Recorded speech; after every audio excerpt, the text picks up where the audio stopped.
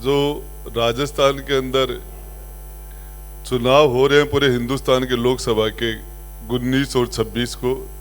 तो इसके अंदर हमारा राष्ट्रीय स्तर पर शिवसेना शिंदे गुट के मैं राजस्थान का कोऑर्डिनेटर हूं और हमारा हिंदुस्तान लेवल पर हमारा अलायंस है और उस अलायंस को दृष्टि में रखते हुए हम भाजपा को समर्थन राजस्थान में भी सभी सीटों पर कर रहे हैं। और ये जहां भी हमारे मुख्यमंत्री जी भजनलाल जी और हमारे राजस्थान की सरकार, हमारे पार्टी, हमारा जो अलायंस जो बीजेपी है, इसमें जिस जगह काम करना है, जो भी उनके निर्देश होंगे, जो भी सूट करेगा उस हिसाब से हम काम करेंगे। पिछली सरकार के अंदर जब गहलोत साहब ने जिस तरीके से सरकारी मशीनरी का दुरुपयोग करते हुए उन्होंने चार्ज लगाते हैं आज कि ईडी का दुरुपयोग हो रहा है, सीबीआई का दुरुपयोग हो रहा है और इनकम टैक्स का दुरुपयोग हो रहा है। मैं बताना चाह रहा हूँ कैसे कैसे हमारे पूर्व मुख्यमंत्री जी ने झूठे मुकदमे लगाए और उन्होंने पुलिस का, एसओजी का, एसीडी का जिस लेवल पर उन्हें दुरुपयोग करने की पराकाष्ठा की। मेरे खुद के 6 से 7 मुकदमे झूठे लगाए। किस तरह एक जोधपुर में पीपाड़ का मामला था और एक पोस्को मामले के अंदर, कहीं किसी महिला के मामले के अंदर मुझे वहां से जोड़ने की कोशिश की गई। जब मैंने विधानसभा में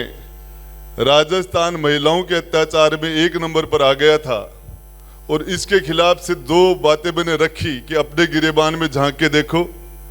तुम हिंदुस्तान की मणिपुर की बातें करते हो। तो उसके बाद गहलोत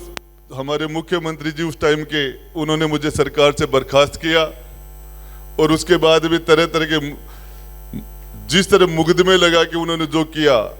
उन सारी बातों को ध्यान में रखते हुए हम सभी ने ये फैसला किया, हमारी पार्टी ने, मेरे समर्थकों ने, कि हम राजस्थान के सभी 25 सीटों के ऊपर भाजपा को मजबूत करने का काम करेंगे। तो के अंदर जैसे मुख्यमंत्री जी ने मुझे निर्देश दिया कि आपको जालोर और सिरोही में काम करना है और हमारे मुख्यमंत्री जी ने की विशेष, गहलोत साहब की मेरे ऊपर विशेष कृपा थी, तो वो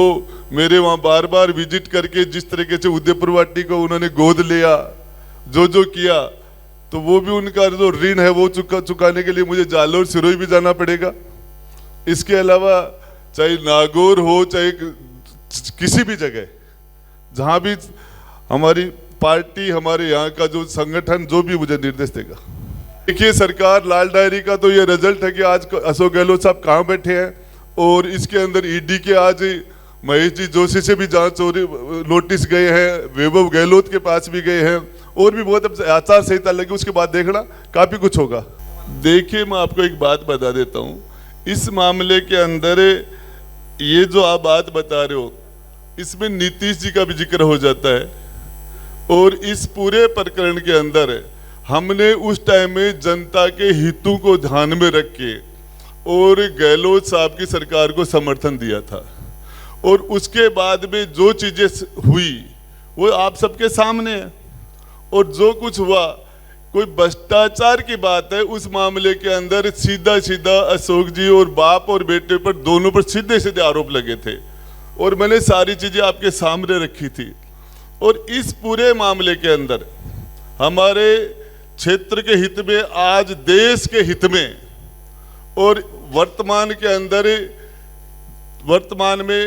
नरेंद्र मोदी जी से बढ़िया नेतृत्व नहीं हो सकता और इस चीज को ध्यान में रखते हुए छोटी मोटी बातें खत्म हो जाती है।